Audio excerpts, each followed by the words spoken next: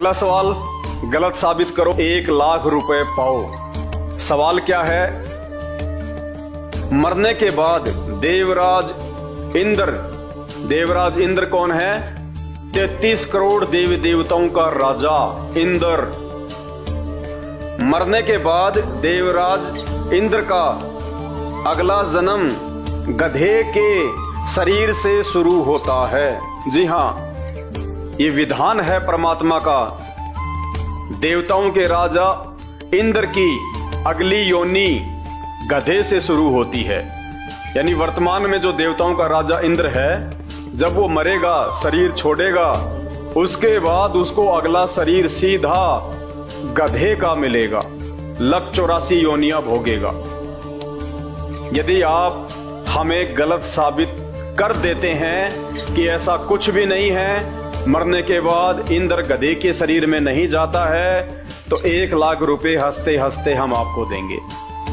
और यदि आपको जानना है इस विषय में गहराई से, क्या वास्तव में देवताओं का राजा इंद्र भी मरने के बाद इस मृत लोक में आएगा, 84 लाख योनियां भोगेगा और सीधा सीधा वो गधे की योनि में? तो भाइयों, इसके लिए आपको YouTube पे जाके सर्च करना पड़ेगा, सृष्टि रचना संत रामपाल जी भगवान। और संत रामपाल जी के शास्त्र प्रमाणित सत्संग सुनना शुरू कीजिए। आपकी आंखों का मोतियाबिंद हट जाएगा। जो अज्ञानता का पर्दा इन नकली धर्म गुरुओं ने आपकी आंखों पे डाल रखा है, वो हट जाएगा। आपको दूध का दूध, पानी का पानी अलग अलग दिखाई देने लगेगा। आप अपने सिर पे हाथ मारोगे कि हे परमात्मा, इन नकली धर्मगुरुओं के पीछे हम अपना अनमोल मानव जन्म बर्बाद कर रहे थे। इन्होंने आज से पहले हमारे को ये सच्चाई क्यों नहीं बताई? जब देवताओं का राजा इंद्र ही मरने के बाद में सीधा गधा बनता है, तो बाकी देवी देवता तो हैं ही क्या, उनकी तो औकात ही क्या है। इसीलिए तो रावण ने 33 करोड़ देवी देवताओं को अपनी जेल में डाल रखा था, क्योंकि ये समर्थ नहीं है। ये स्वयं किसी और की भक्ति करते हैं। इनकी भक्ति करने से हमारा आत्म कल्याण नहीं हो सकता। जब ब्रह्मा विष्णु महेश की भक्ति करने वालों को गीता जी में 3 गालियां दी गई हैं, और देवताओं का राजा इंद्र मरने के बाद में सीधा गधा बनता है, तो इंद्र से नीचे जितने भी 33 करोड़ देवी देवता हैं, इनकी भक्ति से हमारी मुक्ति कहां हो जाएगी? भाई और बहनों, आंखें खोलो। आप अपने और अपने परिवार का सत्यानाश मत करो।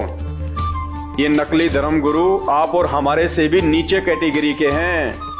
इन्होंने ग्रंथों को जरूर पढ़ा, लेकिन ये ग्रंथों के सार को नहीं निकाल पाए, क्योंकि बिना तत्वदर्शी संत की शरण ग्रहण किए बिना हम किसी भी धर्म ग्रंथ को नहीं समझ सकते।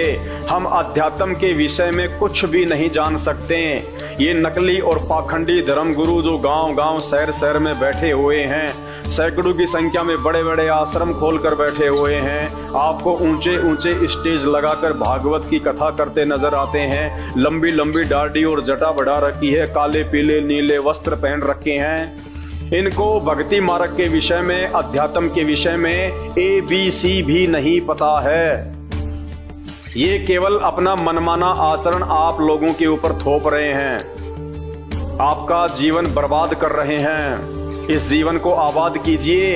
ये मानव शरीर बार बार नहीं मिलता, 84 लाख योनियां भोगने के बाद एक बार मिलता है। और इस मानव जीवन को आप सिर्फ और सिर्फ संत रामपाल जी भगवान के सत्संग सुन के ही सफल बना सकते हैं। अन्यथा मरने के बाद 84 लाख योनियां निश्चित हैं। आपके धर्मगुरु आपको उन योनियों से छुटकारा नहीं दिला सकते, क्योंकि आपसे पहले वो स्वयं उन योनियों में जाएंगे। तो उनसे सवाल कीजिएगा कि गुरुदेव, क्या देवताओं का राजा इंद्र भी मरने के बाद गधा बनता है? क्या आप इस बात को प्रमाणित कर सकते हैं, जबकि हमारे ही ग्रंथों में लिखा हुआ है?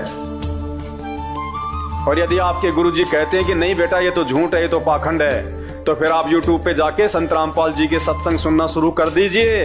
रोजाना 1 घंटा, आधा घंटा, जैसे भी आपको समय मिलता है, आपको संत रामपाल जी इन्हीं ग्रंथों से निकाल के दिखा देंगे पूरी जीवन हिस्ट्री 33 करोड़ देवी देवताओं की, ब्रह्मा विष्णु महेश की, दुर्गा जी की, उसके पति काल की।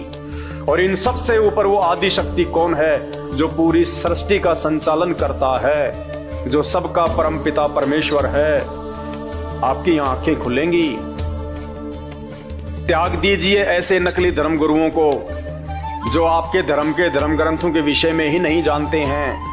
अरे वो टीचर किस काम का जो अपने ही सिलेबस से अपरिचित है, वो तो उस बच्चे के भविष्य का दुश्मन है, दुश्मन। तो इसी प्रकार ये जितने भी धर्मगुरु हमारे देश में हैं, केवल एकमात्र संत रामपाल जी को छोड़कर जितने भी ये शंकराचार्य, संत, महंत, मठाधीश, 1008 की उपाधि लेके बैठे हुए परमहंस, परम संत और बाकी छोटे मोटों की तो गिनती ही नहीं, ये सब के सब नकली हैं। ये धर्मगुरु कहलाने के अधिकारी नहीं हैं। ये तो इन धर्म ग्रंथों को हाथ लगाने के भी अधिकारी नहीं हैं।